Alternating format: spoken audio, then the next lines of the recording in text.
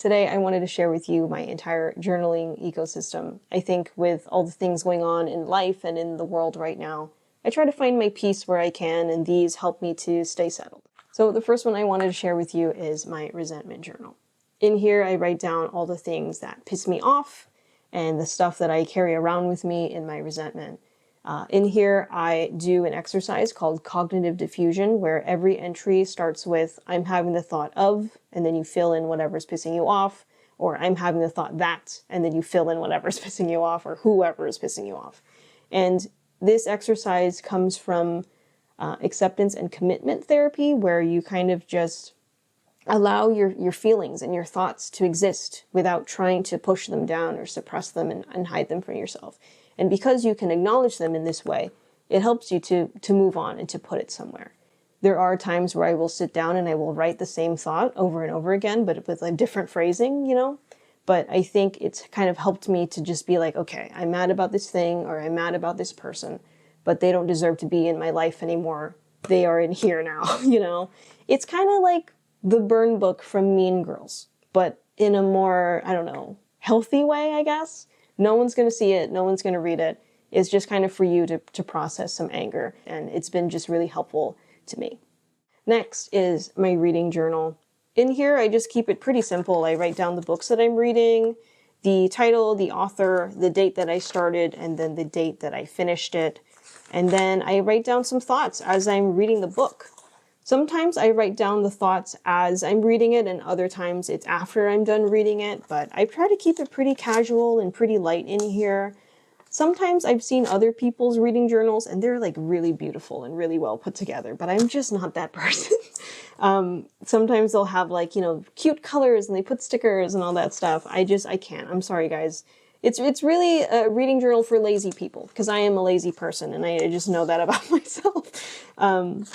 But yeah, it kind of just helps me to slow down and really enjoy the books that I'm reading and you know, metabolize them in a way that I don't think I would have if I didn't track like this. I used to use Storygraph and, you know, Goodreads and all that stuff, but I just didn't really like using apps anymore to track reading. It just kind of feels like it doesn't match, you know? I also keep track of the books that I want to get if I ever find myself in Barnes & Noble or, you know, the thrift store and I find one of these.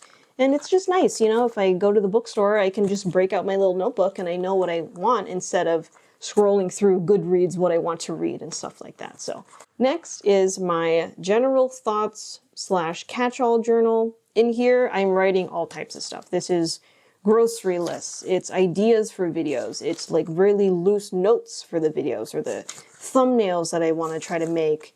Sometimes in here, I think I write down just random things that I want to Google or stuff that I'm just curious about for, I don't know, looking up on YouTube later on. This is also what I use to help me kind of write the notes out for this video, so I've been using it to help me film. So sneak peek at what else I'm going to talk about.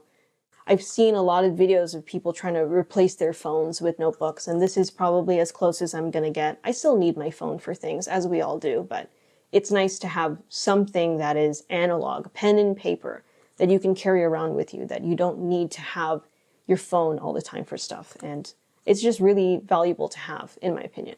Okay, next is my 1 line a day, 5-year memory journal, which I know is a mouthful. But anyway, in here you write down literally 1 line of what you did that day, whether it's the most memorable thing, the saddest thing, the most exciting thing, funniest thing, whatever it is that you want to write.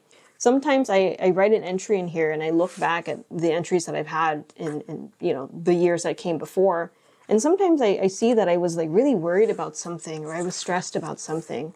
And seeing it a year later and being like, oh, that wasn't a big deal, kind of helps to give me a little bit of perspective on life and be like, you know, some of the things I'm worried about are a lot smaller than I think them to be, or I make them up to be in my mind. One of my favorite things to do is look back on my birthday specifically and see all the things that I did.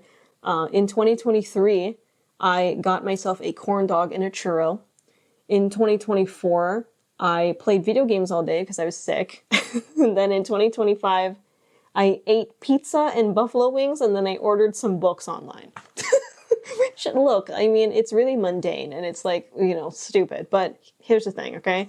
it's a little memory book, you know? Years from now, I can look back at this and I can know exactly what I did on those days. As somebody who doesn't have like social media on my phone anymore, I don't have the archive of like my Instagram stories or my Instagram posts. And so this is kind of like mental Instagram to kind of keep a track, I don't know, of like what you did, the happenings of your life, the mundane things, the boring things if you want. And it's just, I don't know, it's fun. So this next one is my personal journal. This is where I write down all my feelings, my fears, my hopes and dreams.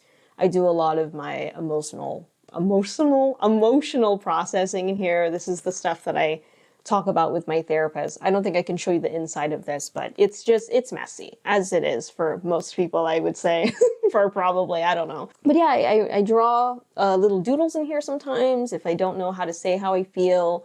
Sometimes I'm, you know, just like writing about life and the world and like everything that just makes me feel like dread about life and existence and all that stuff. Like it's pretty doom and gloom in here. Let's be real. It's doom and gloom in here.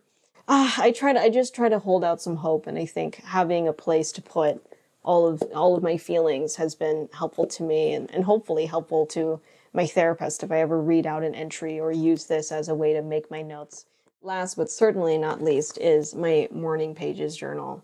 This is basically the reset button for my brain. This is where you just kind of let go, let loose, Jesus take the wheel type stuff. Like I just write in here like crazy. I think some of the rules surrounding morning pages are a little too rigid in my opinion, and I can understand why people get burnt out about it. But I think if you can allow yourself to morph it into what is more helpful for you and what is more sustainable for you, you can find something in here that would be beneficial.